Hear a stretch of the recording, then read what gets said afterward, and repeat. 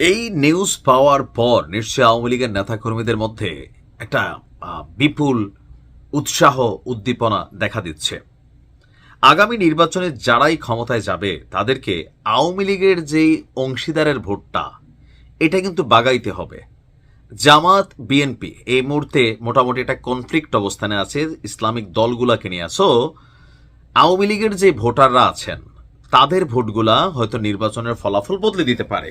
আর এত বছর পর ক্ষমতায় কেই বা যাইতে না চাইবে, তো সেই জায়গা থেকে আওয়ামী লীগের প্রতি ইদানিং দুই দলেরই অনলাইন ভাষ্যটাও নরম, আবার অন্যদিকে এলাকা ভিত্তিক অনেক জায়গায় অনেকেই সেটেলমেন্টও করার চেষ্টা করছেন ভোটের জন্য। যারা ভালো মানুষ তাদের হয়তো ডিস্টার্ব না করলেও খারাপদের সাথে ডিস্টারবেন্স আছে, পাল্টাপাল্টি হিসাব নিকাশও হচ্ছে। এই যখন অবস্থা, মির্জা ফখরুল ইসলাম যেহেতু দলটির এই মুহূর্তে খুবই গুরুত্বপূর্ণ একটা দায়িত্ব পালন করছেন, সেখান থেকে তার একটা প্রতিবেদন সামনে আসছে, যেটা তাও কলকাতার একটা গণমাধ্যমকে তিনি দিয়েছেন। এই মুহূর্তে তিনি আমেরিকা আছেন, কিন্তু আমেরিকা যাওয়ার পর এই পোস্ট যখন আসছে এটা নিয়ে কিন্তু হেভি পরিমাণ রিয়াকশন হচ্ছে।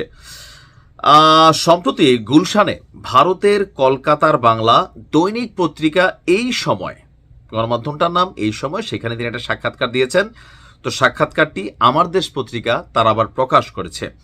প্রশ্ন ছিল, আগামী বছর ফেব্রুয়ারিতে বাংলাদেশের জাতীয় নির্বাচন কি আদৌ হবে? জামাত ইসলামী এবং এনসিপি যেভাবে একটার পর একটা দাবি তুলছে, সেগুলো পূরণ না হলে নির্বাচন হতে দেবে না বলছে অনেকেরই সংশয়। হলেও দেশ জুড়ে প্রবল অশান্তি এবং রক্তপাত হবে। আপনার মন্তব্য কি? তো মির্জা ফখরুল ইসলাম বলছিলেন আগামী বছর ফেব্রুয়ারিতেই ভোট হবে, সংশয়ের কোনো জায়গা নেই, কোনো অশান্তি হবে না, মানুষ ভোটাধিকার ফেরত চাইছে, নির্বাচন হবে, আর উৎসবের মতন ভোট হবে ফেব্রুয়ারিতে। তো জামাত সম্পর্কে এখানে একটা চাঞ্চল্যকর তথ্য দিচ্ছেন যে শোনা যায় এনসিপি নাকি আপনাদের কাছে আসন চেয়েছিল। তো তিনি বলছেন যে না, এনসিপি চায়নি, তবে জামাত চেয়েছে। এনসিপির এখন একমাত্র লক্ষ্য বিএনপিকে সরকার গঠন করতে না দেওয়া। জামাত কি 50টা আসন চাইছে? সেখানে তিনি বলছেন 30টা চাইছে।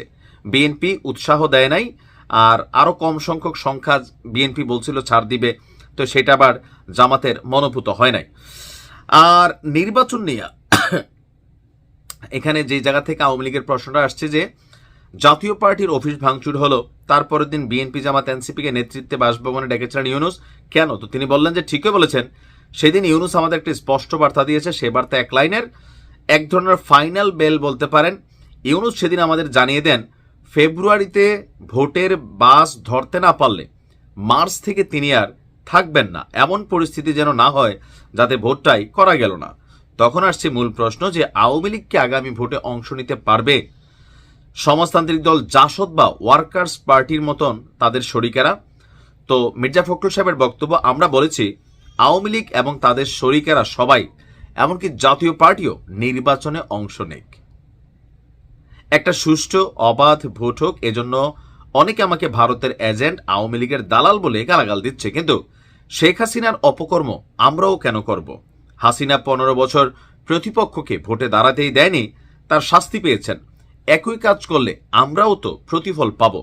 তবে মানুষের এত রক্ত দেখেছেন, এত প্রাণহানি, তাদের মধ্যে আওয়ামী বিরোধিতা আছে। এই বক্তব্যেই পুরা মাঠ গরম, যে তার মানে বিএনপি চায় আওয়ামী লীগ ভোটে আসুক এবং জাতীয় পার্টিও ভোটে আসুক। এই খবর যখন আমাদের পত্রিকা দিছে মাত্র 1 ঘন্টা আগে, সোশ্যাল মিডিয়াতে মির্জা ফখরুল ইসলামের 14 গোষ্ঠী উদ্ধার সহ অনেকেই, মিডিয়া ইনফ্লুয়েন্সার থেকে শুরু করে প্রত্যেকেই নানান অ্যাক্টিভিটিস কিন্তু চালাচ্ছেন। এখন আমার ধারণা তিনি এই কথাটা কেন বলছেন, যেহেতু ভারতের গণমাধ্যম প্লাস হচ্ছে একটা পত্রিকা, সেখানে একটা কথা বললে এটার একটা ইফেক্ট তৈরি হবে। এখন না বুঝে তো আর বলেন নাই, বুঝেই নিশ্চয়ই বলছেন। এখন আসলে বিএনপির ভেতরে ভেতরে কি চলতেছে, বা ডাকসু নির্বাচনের পরে জামাতের সাথে আওয়ামী লীগের গোপন প্রেম নাকি বিএনপির সাথে গোপন প্রেম, এটা নিয়ে অনেকের মধ্যে সন্দেহ তৈরি হয়েছে। যে জামাত উপরে উপরে বলে এক কথা, মির্জা আব্বাস তো বলছিলেনই, তলে তলে আওয়ামী লীগকে সেট আপ দিচ্ছে, ভোট বাগাই নিচ্ছে। সম্ভবত এখান থেকে কোনো একটা ইস্যু কাজ করে যাচ্ছে, আই ডোন্ট নো, মানে ভিতরে কি চলছে। তবে এটা আওয়ামী লীগের জন্য এই মুহূর্তে বিশাল সুসংবাদ, ঈদের খুশির মতন। ভালো থাকুন।